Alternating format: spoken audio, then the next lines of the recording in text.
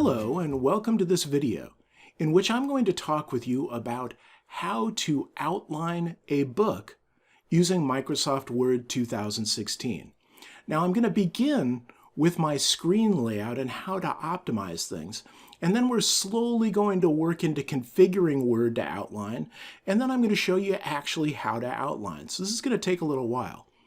Let's begin by looking at my Word screen right now. I've got it up and it's a jumbo Word, so I've configured my screen so everything is very large so you'll be able to see the menu items and so on. Now look at how small the area is that we have here to write. If I type something, you can probably just barely see the fact that there's a word here. This is not the way that you want to work, so we're going to talk about optimizing your screen real estate first. The first thing that I need to do is I need to run Word in full screen mode rather than as a smaller window. And to do that, I click on this square box in the upper right-hand corner. Now, I'm showing you how to do this, by the way, on Microsoft Windows 10. On Macs, you're going to have to translate, because I'm not a Mac user and I don't know how to translate for you. So let's go ahead and make this full screen. Now we have much more real estate to work with, but our typing area is still very small.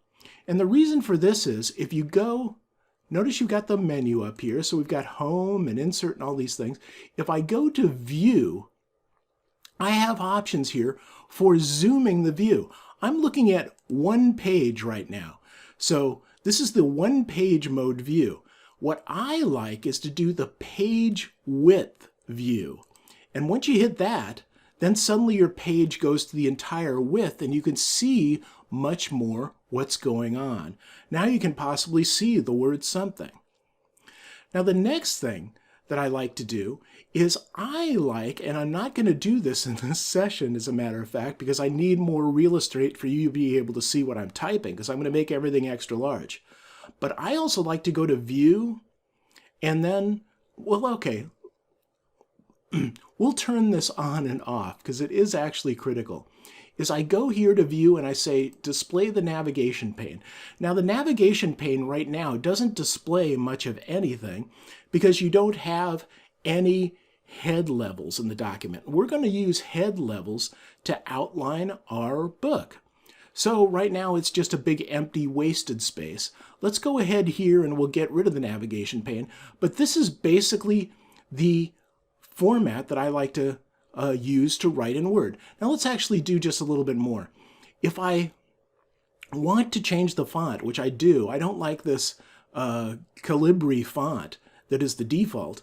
I'm going to go to Home, and here you can see that this is the normal font. So this is the styles, and the style right now for everything that I write is going to be normal. If I make them head level 1s and 2s, then they're going to be that style. So I'm going to change the style of normal. Let's go here and right click on it and then come down to the modify option on the menu. And up comes our options. Now right away I'm going to change this Calibri font to Times New Roman. And instead of the size of 11, I'm looking around my camera right now, I'm going to make it 12. Okay, and then what I like to do is come down here to Format, and you have two options. We're going to be writing paragraphs. So you can either separate paragraphs without a space and have 5 spaces of indentation, or you can use a blank line. We're going to use the blank line option by going to Paragraph here on Format, and we would like for there to be 6 points after a paragraph, and click this up to get 6 points before a paragraph. Now with all of that done, we can click OK and OK. There we go. And now we're writing in Times New Roman 12 pitch. Now I'm going to cheat a little so that you can see things. You still can't see the word something very well. So I'm going to right click here and I'm going to change, just for my demonstration purposes, the size of the font from 12 point all the way up to 20 point. And then I'm going to say OK. So I'm just making this change for the purposes of this demonstration. And now you can see the word something there. Now, my head is going to be in the lower right, so having the navigation pane here and my head in the lower right just gives me a very narrow column to write in. So let's go here to View, and we'll turn off the navigation pane for now. There we go. Now something is in the upper left, and you can see everything that I'm going to end up writing. Now the next thing we're going to need for outlining is head levels 1 and 2, and we get those the same way. We go to Home, and I go to head level 1 and I right click, and I'm going to modify that. I would like this to once again be Times New Roman, and for my display purposes I'm going to jack this up to 24 pitch, and I'm going to make it not blue but the automatic color, which is black. Now I go to Format and I go to Paragraph, and I'm going to format this just a little bit differently. Instead of putting a lot of spaces before, I'm going to get rid of the spaces before and have no spaces, and then I'm going to have spaces of 12 afterwards, 12 points. So it's going to give me a blank line. But I'm going to go to line and page breaks, and I'm going to say, give me a page break before this head 1. So all of my head 1s are going to begin on new pages, and I'm going to have 3 head 1s for plot, people, and places, and that's going to be my outline as far as head 1s. So here, once again, I can come down and I can say, okay, and okay again. And there we go. We've got our head level 1 formatted. Now I also need a head level 2. We're going to use those for the things that are inside plot, places, and people. So I'm going to modify the head 2, and then I'm going to make it Times New Roman again. There we go. And I'm going to make it, let's make it 24 again. Get it to automatic color. And now on formatting the paragraph, what I'm going to do with the head level 1 is I'm not going to put a page break on it, or the head level 2, I'm sorry. I'm going to put the 12 spaces before, or the 12 points, the blank line, and a blank line after it. So let's go ahead and go back. Actually, let's go back. I forgot one more thing that I wanted to add to each of these head levels. So let's go back. I want to make them bold. So let's pick, there it is, bold. Now I'm making my head levels bold. And I go here and I say, okay, and now I want to go back to the head level 1, and I want to modify that, and I want to make that bold too. So let's click up here on bold and over here on OK. Sorry about having to lean left and right to see around all my equipment I'm using to record. But now we have the basic setup. There's one more thing that I want to do to save real estate. Notice I have this big menu ribbon here. This is known as the ribbon that comes under the menu. And it's nice and handy when you're doing a lot of menuing work to have the ribbon displayed. But I can click this little arrow up here and my ribbon goes away and I get more screen real estate. This is the way that I like to write in this format. Actually, now when I click on a menu item, the ribbon comes down, and when I'm done, it goes away. So let's put View Navigation Pane back in here. This is my writing setup. I've got my correct fonts for normal. I've got them for head level 1 and head level 2. I've got my navigation pane. I'm going full screen. I'm doing a wide page, and I've got the menu bar out of the way. So we've managed to set up quite a bit here for our writing environment. And this is going to be our outlining environment. And let me show you how this is going to work. The first thing that I'm going to do is I'm going to put in 3 head levels. When it comes to outlining fiction, this isn't true of nonfiction. With nonfiction, it's completely different. You're just primarily worried about plot and so on of your fiction or your nonfiction book. With fiction, you need to worry about plot, people, and places. So those are the 3 things we're going to highlight, and that's what or outline, and that's the outline at a very high level. Now what I can do is I can select each of these things, go to Home, and make them head level 1s. Now notice things break onto multiple pages here. We're looking at a plot on its own page, on page 1. Let's get rid of the menu so we can see this. By the way, by default, you get 1-inch margins all the way around, and that's just fine. I like writing that way. So we're going to put things having to do with the plot here, and we're going to put things having to do with the people in the story on the people page, and we're going to have things having to do with the places that we write about on the places page. And notice now you can see the reason for the navigation pane. I get a list of all my head level ones, and if I want to jump to any of those, I just click on them in the navigation pane. Now, let's begin with plot. Plot is probably the most obvious thing that you can write about. And what you do when you're outlining is you just start throwing together plot ideas. Like, okay, and make them short and sloppy. This doesn't need to be formatted well. Although we've done a lot with formatting, that's for your readability, not to let anybody else read this. So let's say man goes to airport. And that's the first plot element. I don't even need to use periods or anything in here. And notice how we're getting that nice blank line in between paragraphs because of the way that we formatted the normal style. Next, let's say he's carrying drugs in his suitcase.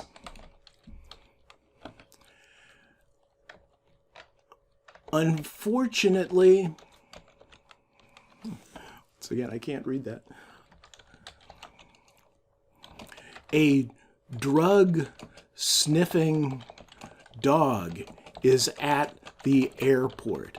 Okay, so we just keep listing plot elements here. Let's keep going. He's hauled away to the police station. The police find out that he's a wanted criminal.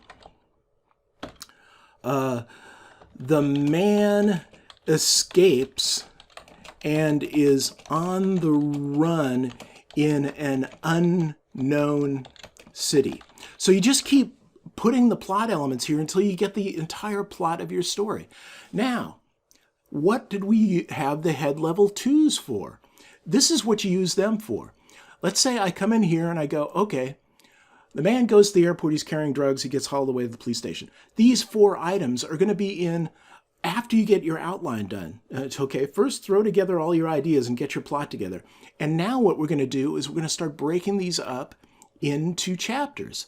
So I come here and I say, okay, well, this I'd like to have, well, actually, let's put the chapter heading in here first. Chapter 1. Chapter 1. And we take this and we come to home and we make this a head level 2. Now for more head levels, I can hit this and it comes down. There, now we have chapter 1 outlined. He's hauled away to prison. The next chapter, I would say, okay, he's at the police station and he escapes and he's fleeing in an unknown city. This is chapter 2. And you just keep going this way, adding plot elements and then adding the chapter outlines. Now, I usually like to carve it up into chapters at the end, but you can do it as you're outlining too. It's your choice. And notice now what we have in the navigation pane. I can jump to the plot, or I can jump to any of the chapters. I can jump to people. Let's look at people because we actually have a person. So let's put in our person. His name is Emil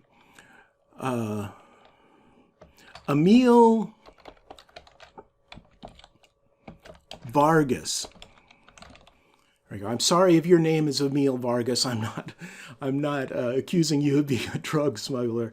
But now we start writing things about Emil Vargas. So let's see, he's got a scar on his left cheek. He's got, he speaks with a heavy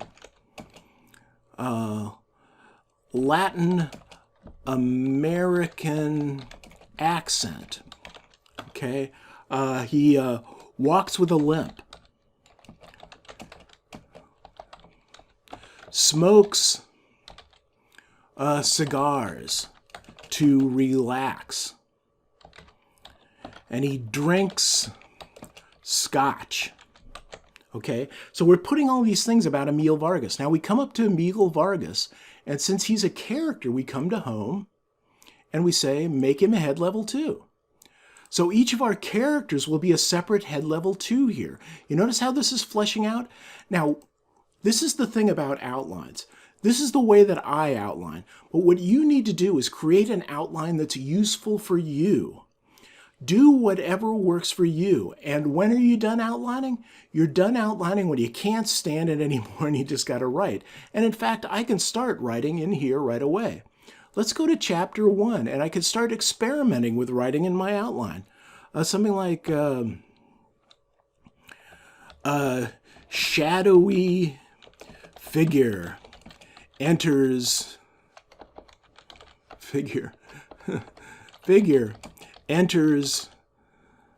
the automatic doors of the airport terminal. So you can experiment with writing sentences for your story in here. You typically will just stick with short little descriptive things in your outline and then write in your actual document. Now, so we've got Emil Vargas as our people here, and we're getting all kinds of details about him. Keep on going. Raised poor and craves money. So what is his motivating factors in doing things? How does he speak? How does he walk? What are his mannerisms? And I can work all these things into my writing now. I can say things like, Emil said with his heavy Latin American accent. I can do things like that, and it adds depth and fleshes out your characters. Now you end up doing the same thing with places. I come down here and maybe, okay, the first place is, let's call it LAX Airport. So it's at the airport, and LAX is very crowded.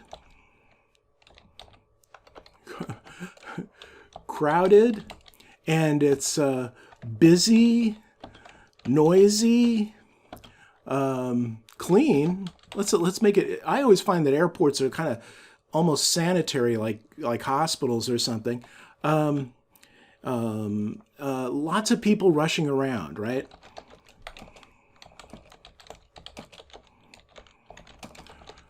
You can smell jet fumes, right? I always find that at airports. So you describe the place, and once again, here, LAX, we come up to it, we say, click on it, and we go to home, and we make that a head level 2. So we have LAX as a place. So you keep fleshing out your places and focus on plot and go back and forth, and you go, oh, okay, now I've got a new person, so let's add a new person. Let's go here and say, okay, escapes to run in the city, and he meets a vagrant, right? So now we have the vagrant. So we come down here, and we go to, well, let's call him just simply John, the vagrant. Okay, I'm spelling vagrant wrong. So here I can go, and I can left click on this, and I can get, there we go, okay, with an A. And John is filthy and smells bad. Let me see, he's elderly, homeless, right? So we describe all these things about John the Vagrant. And here I come once again to John the Vagrant. I come up to home, and I click on a head level 2. So now we have 2 characters, and we have 2 chapters, and we have a place. And you keep on doing this until you've outlined your entire book. Now, when it comes to doing short stories, you usually don't need to go into this much detail. I might not have chapters in a short story. I might just have 1 or 2 characters. With a book, you're going to end up with multiple characters. You're going to end up writing subplots. So you want more than just the main plot that the entire book is about. You want subplots too to add length if you're writing a book. And you're going to have many locations. So it's a matter of scale between outlining a book and outlining a short story. Anyway, that's the way that I outline. I hope that it helps you. I hope that you now have a better idea of possibly how to write your own outlines. And I'll see you in the next video.